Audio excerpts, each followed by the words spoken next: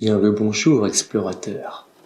Te voilà dans la bibliothèque de Babel, là où est regroupé le savoir de l'humanité. Je me nomme Négéré. Je suis explorateur tout comme toi, à la différence, du moins à première vue. Je me suis donné comme quête de t'aider à traverser cette voie mystérieuse qui est ton chemin. Pour cela, je te laisse choisir les tout premiers mots dans l'état qui, aujourd'hui, semble plus être un amas de fluide organique. As-tu peut-être traversé un passage te menant au grand ancien? Quoi qu'il en soit, je suis tout oui.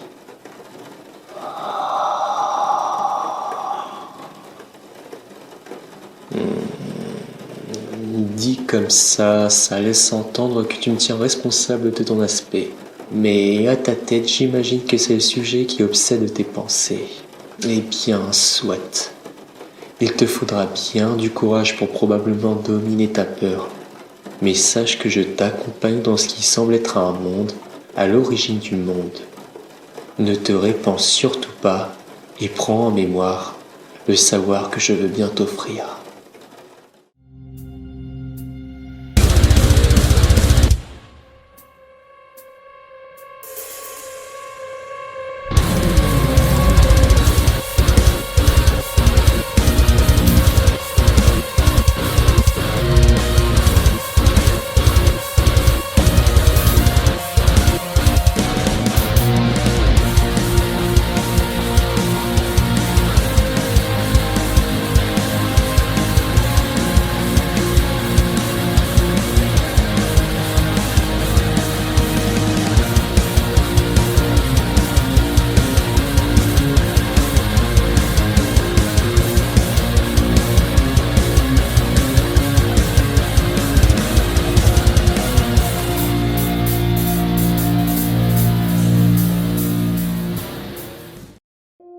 C'est une vieille histoire en soi, mais si je peux te faire une confidence, quand je me plonge dans mes récits, ou que moi-même je mets le contact de la plume et du parchemin pour retranscrire les récits à ma libre interprétation, j'aime le faire sous une ambiance ténébreuse, à la limite du perceptible, à la lumière de la bougie ou dans un cadre plus moderne, à la lueur du rétroéclairage de mon écran. Armé de café, et d'une bonne dose d'appétit de curiosité obscure, j'aime traiter mes sujets comme un enquêteur des années 70 à 80. Enfermé dans mon bureau, reliant mes suspects à l'aide de punaises et de fils rouges, mon local ne sent peut-être pas le tabac froid et le whisky bon marché, mais j'arrive à ressentir l'environnement de la recherche, d'autant plus si les réponses semblent impénétrables. Comme si la conclusion n'était non pas cachée, mais scellée d'un savoir interdit qui nous mettrait en danger de découvrir.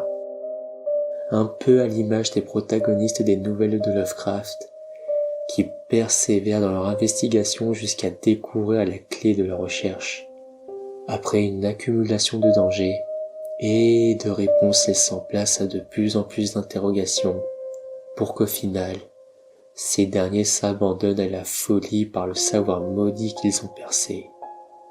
Le point culminant de leur érudition étant en général une créature décrite de monstres indescriptibles et effrayants.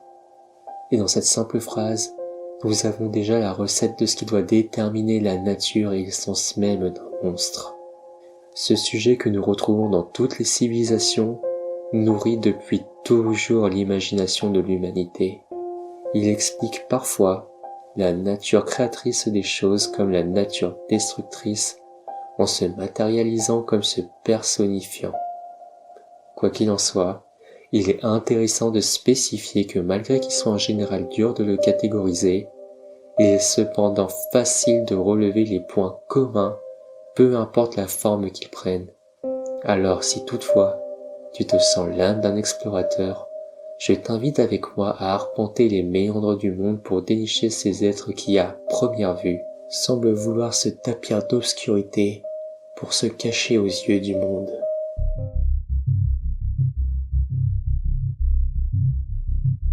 Pour commencer notre investigation, il est intéressant de déjà spécifier ce que nous recherchons. Déjà, Le terme vient du latin monstrare, qui signifie montrer, indiquer, suffisamment remarquable pour que l'on soit étonné ou choqué de leur simple présence. Et ça, peu importe ce que l'on ressent, de l'émerveillement à la crainte tout en passant par le rejet, les sujets doivent, de par leur être, marquer en nous une certaine importance qui saurait nous stupéfier probablement pendant toute une vie, que ce soit par leur apparence, leur pouvoir, leurs actions. Ils doivent nécessairement sortir du lot des habitudes humaines à chacune de leur époque, pour qu'ils soient montrés du doigt afin d'être contemplés pour sa beauté ou avertis de son hostilité. Pour trouver de tels sujets, nous pouvons regarder les peintures sur les murs d'un autre âge pour la préhistoire, consulter les légendes et les mythes pour ce qui est de la période antique, ouvrir une minutie de vieux grimoires et recouvrir d'un large regard les tableaux du Moyen-Âge, éplucher les vieilles nouvelles et les missives des temps modernes et inspecter les rapports déclassifiés et les faits divers de l'époque contemporaine. C'est parmi tous ces supports de témoignages et de retranscriptions écrites et faites que nous serons le plus à même de commencer notre voyage parmi ces êtres fantastiques et parfois horribles et effrayants.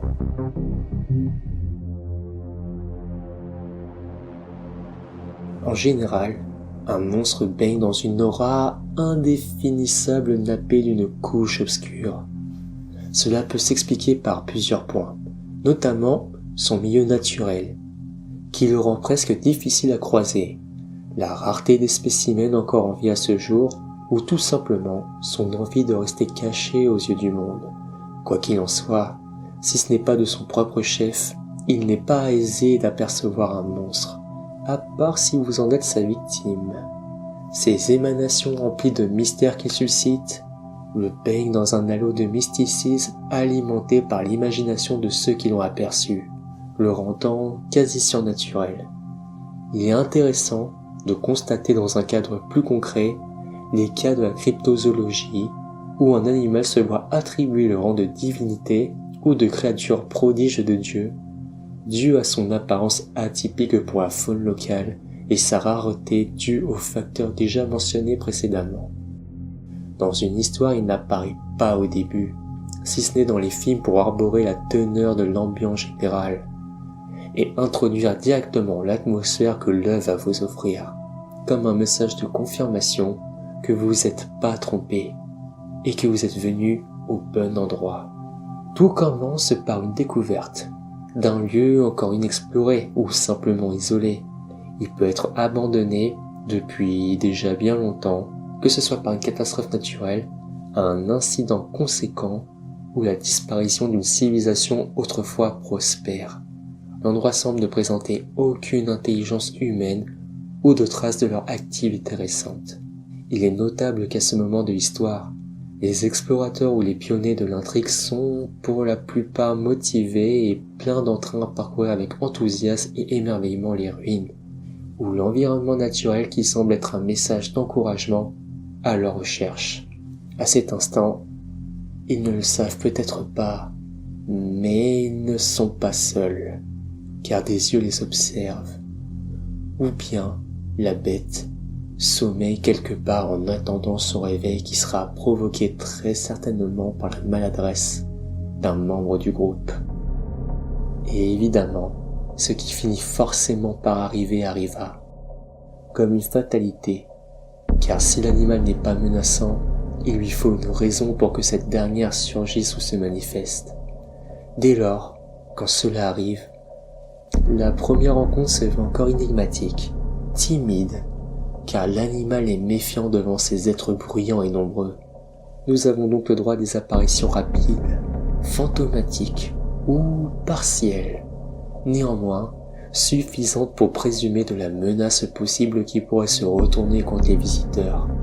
Par malheur, cela devrait être suffisant pour rebrousser chemin, d'autant plus que nombre d'avertissements du danger qui les guettent sont assez conséquents.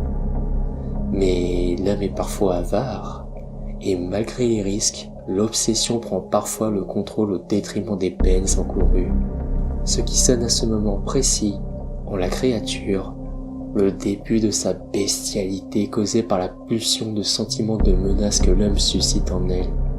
et d'un œil objectif sur les actions de ce dernier, peut-on vraiment lui en vouloir? Pour qu'un monstre laisse planer l'ombre du mystère autour de lui, ce dernier doit se montrer suffisamment pour être retenu aux yeux des témoins, mais pas assez pour laisser la description fertiliser l'esprit de l'homme, que ce soit par voie orale, par des dessins ou des rapports écrits. Il se doit d'être hasardeux en exactitude. Il peut surgir le temps d'une apparition passagère ou d'une attaque déstabilisante. Et si nous continuons sous forme de récit fictif, comme un animal défendant son territoire ou ayant pas mangé depuis fort longtemps, la confrontation est inéluctable, que ce soit par l'intervention d'une action ou tout simplement par la nature malveillante du monstre. Elle surgit, soit de l'ombre, pour une créature qui sera l'antagoniste de l'histoire, soit sous une puissante lumière si la créature semble pavée de belles intentions. Il est parfois important de relever que si cette dernière est prodigieuse ou pure, elle occupera un rôle secondaire, car le protagoniste principal sera toujours le narrateur de l'histoire.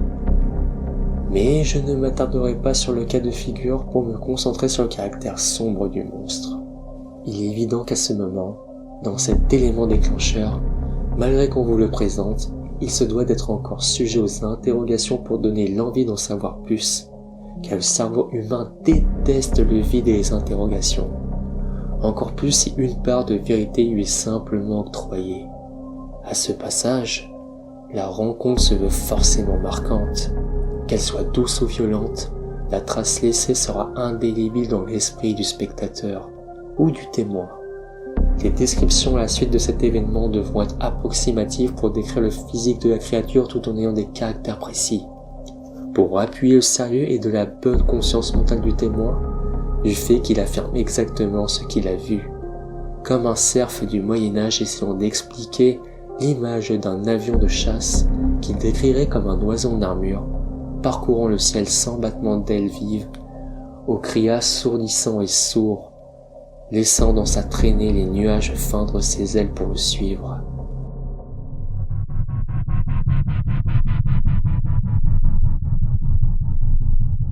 Nous avons déjà les bons adjectifs pour avoir un monstre, mais ceci n'est pas suffisant, car les événements communs à cette famille sont plus larges que son apparence spécifique.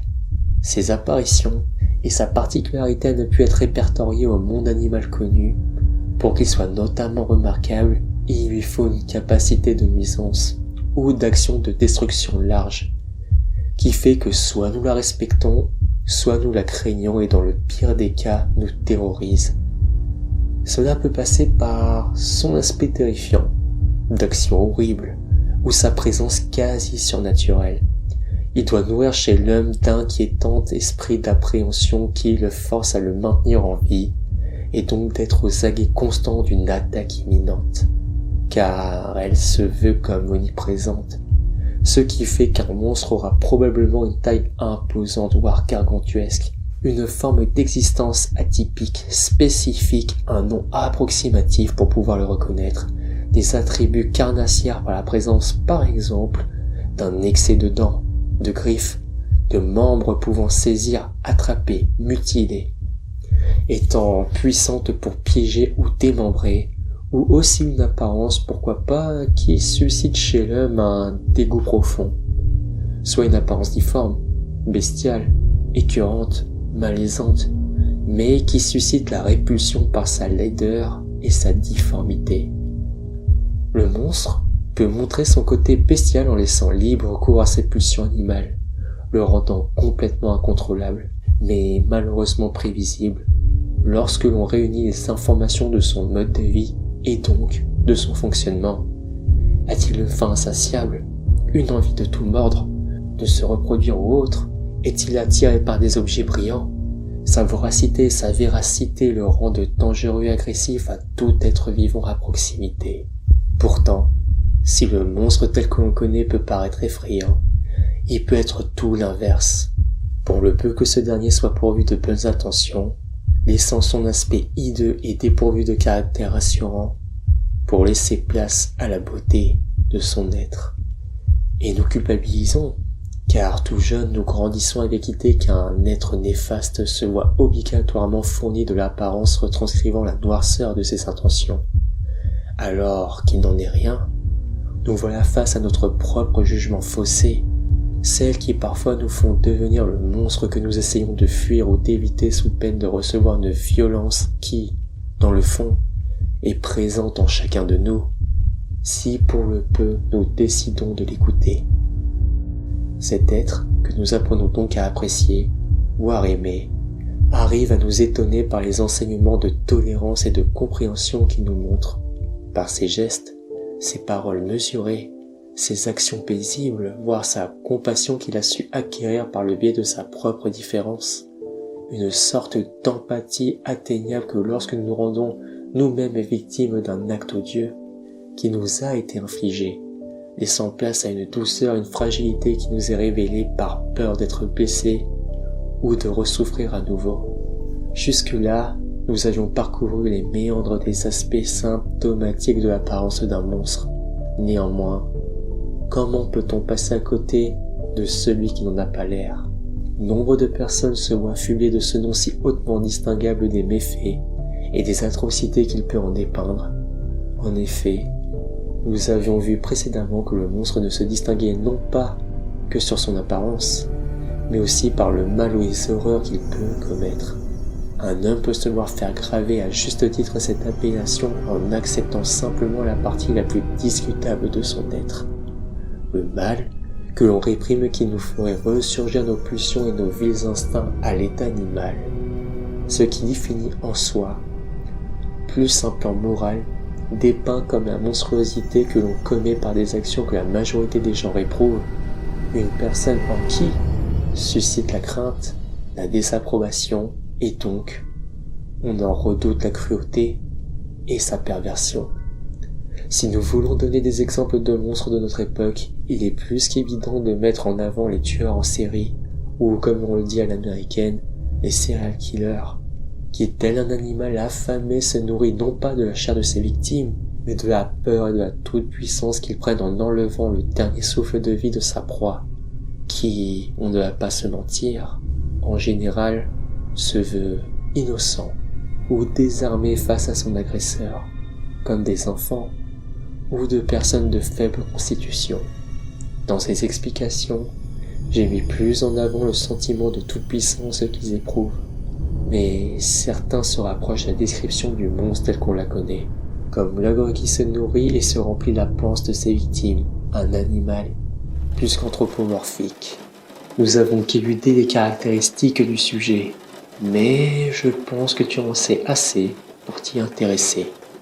Dans le fond, que pouvons-nous en dire? Un monstre peut être une créature qui nécessite pas forcément de créateur comme dans le roman Dr Frankenstein. Il peut juste exister ou avoir des origines inconnues. Les facteurs qu'on attribue à un monstre et son côté mystérieux. Mais tout autant inquiétant du mal potentiel ou réel qu'il peut infliger, il peut revêtir plusieurs formes. Mais le tout doit être atypique et alarmant pour les êtres humains que nous sommes. D'ailleurs, un monstre n'en est réellement plus un une fois que celui-ci est identifié, catégorisé et étudié, ce qui le fait passer du statut non répertorié à un animal, suivi du nom latin qui détermine l'aspect le plus représentatif de son aspect physique. Ce qui le fait passer du statut non répertorié d'animal, suivi du nom latin qui détermine l'aspect le plus distinctif de ses caractéristiques physiques. Un monstre doit garder une part de mystère, pour que l'imaginaire puisse travailler et créer tout un univers entourant l'existence de cet être, tantôt bénéfique, tantôt chaotique. Peu importe les âges, ils continueront de peupler notre imagination comme réponse aux interrogations de l'homme quand quelque chose d'étrange arrive, à la même image que la magie. Peu importe l'endroit, le temps et l'espace, ils sont là, nous guettant dans l'ombre de nos moindres faits et gestes, afin de s'enfuir, ou pour le pire des cas, surgir pour attenter à notre vie. J'espère que ce petit voyage aura eu le mérite de te faire passer un bon moment, tout en étant utile pour le chemin que tu vas parcourir.